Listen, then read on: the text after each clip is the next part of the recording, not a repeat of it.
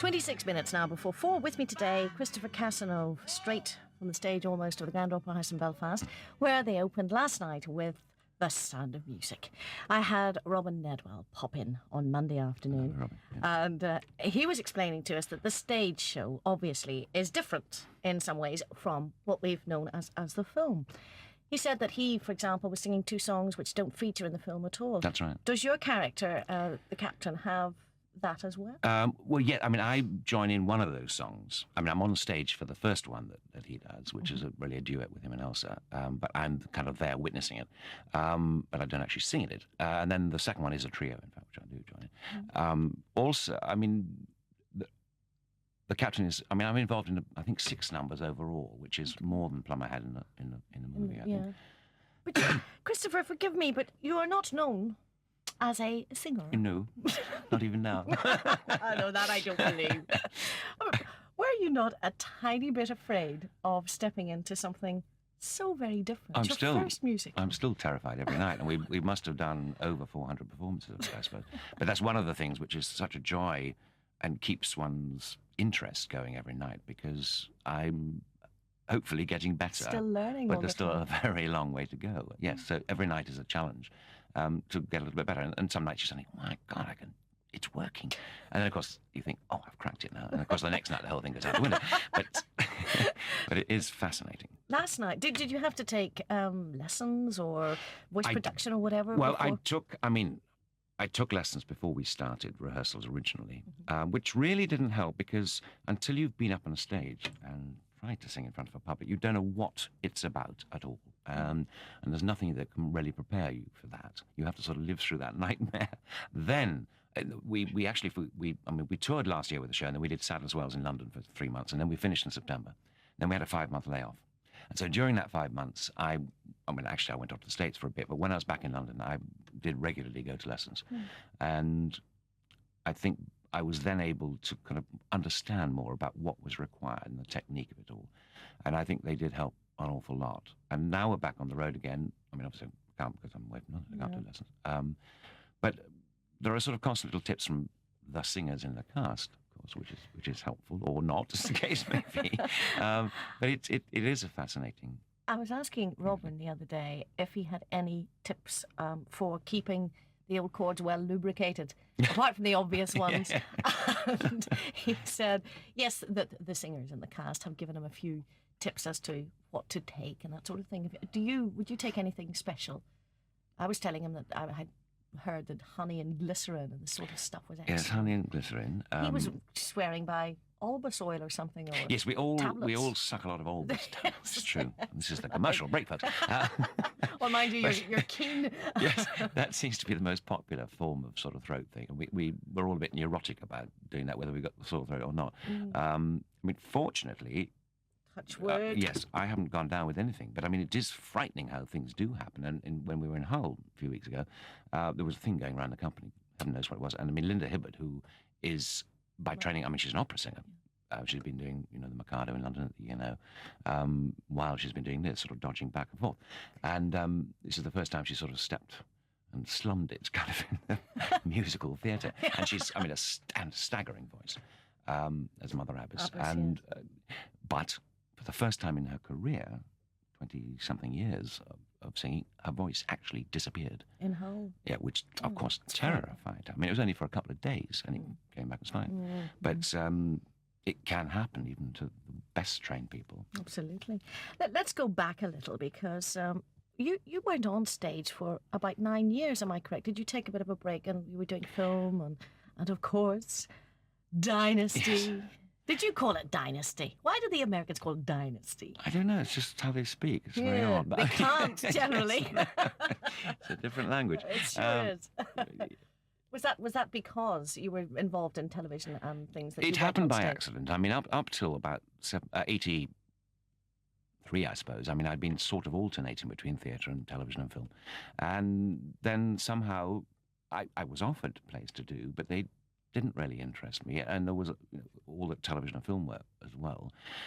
And I just kept on that course, constantly thinking, God, I must get back to the theatre. Yes. But I was never offered something which really intrigued me that much.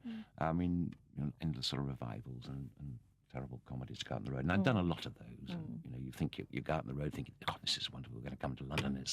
And you, when you finish this dreadful tour, which has failed, not got to London, you think, why did I think it was so good? Yeah. But so that had happened a lot.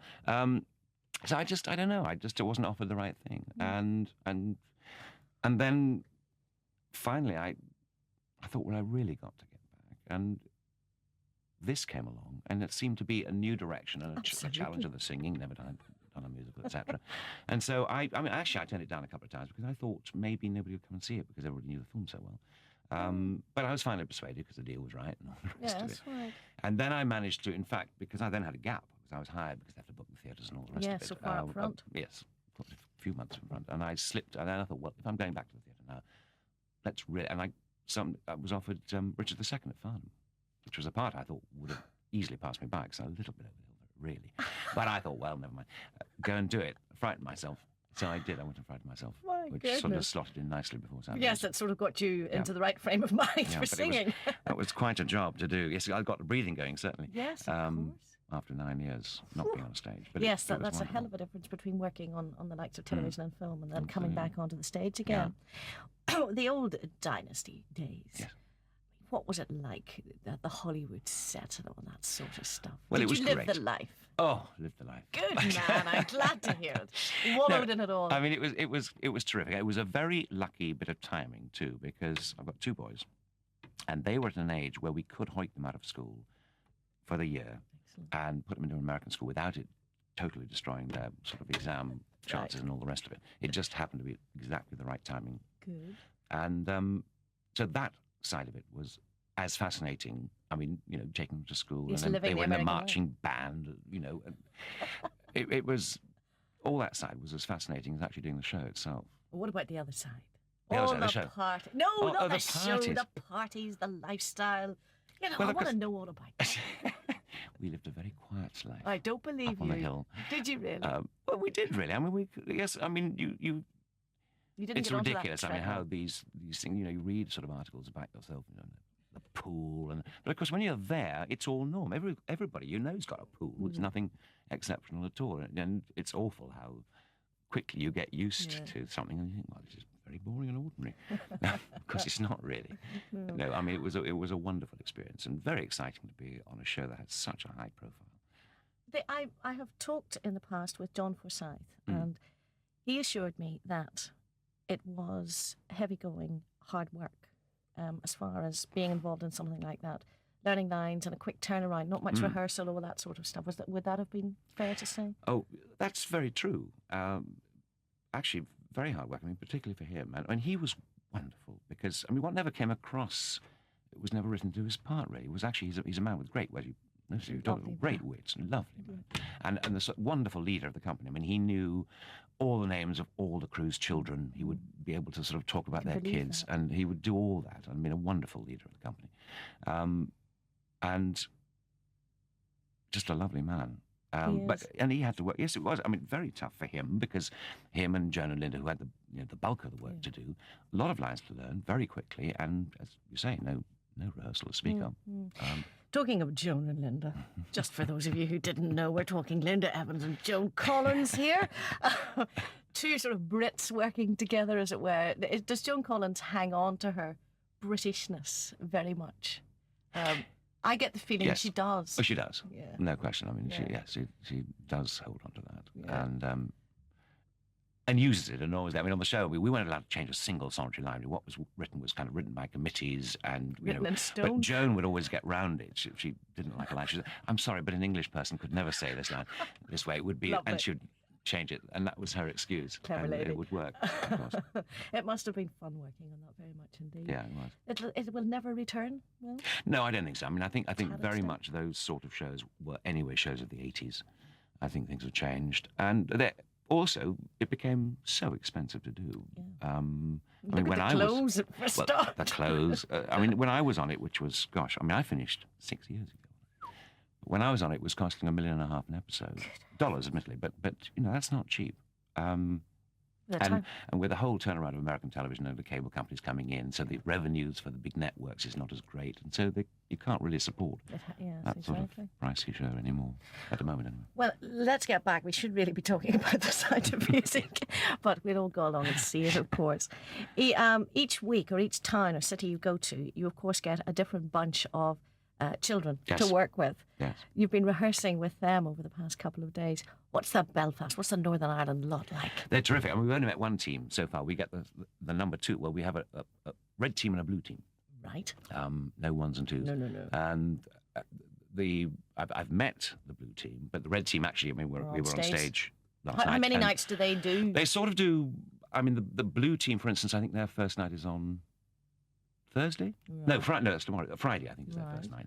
So they sort of do 3 on and 3 off. It's something like that. It's not completely regular, but it's something like that. And I mean, the team last night, they're fantastic. I mean, they were just terrific. And we do find everywhere we go, we've got a brilliant assistant director who goes ahead and rehearses them, Steve Dexter, and he's just wonderful with the kids, and they adore him. And so that when we come in, all we've got to do is establish relationships very, very quickly. Yes.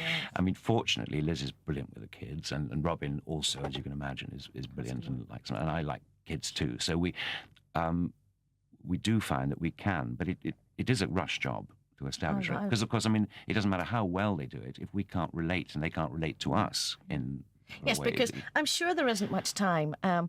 When you get all the technical stuff and all the sets, and they have their run through to make sure everything's going to work. You've got 2 teams of children. You've got a new theatre. First night anywhere must be a nightmare for everyone before that curtain goes up. Yes. You're imagining, oh, what's going to happen? Exactly. Well, come on, tell us what happened last night. Last night was actually amazing. A miracle, really, we got through the show because I don't know for what reason, but we hadn't had very much time. The kids, in fact, they'd been through the whole show, but we'd had to, in the technical run yesterday afternoon, we'd had to cut from scene change to song to kids' entrances. So you didn't have a full run? We hadn't had a full run. And it's we were in Glasgow last week. The theatre's very, very different. It's a much wider stage for a start, so we got more room to go, which is lovely. But it's different.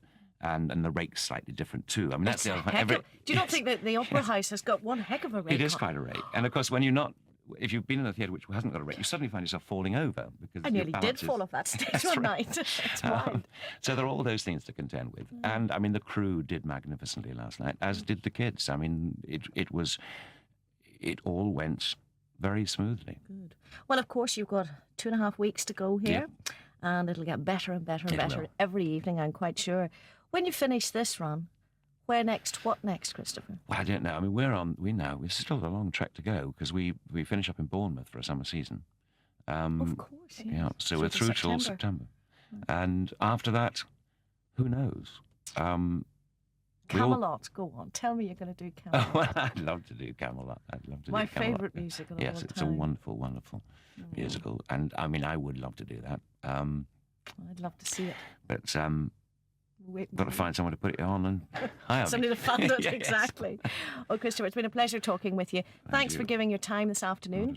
And it's a big secret. I'm telling nobody, my lips are sealed. I know where the big 40-foot truck is parked. And I'm not telling anybody. Christopher, enjoy your stay in Northern Ireland. Thank you very much. Thanks for being here.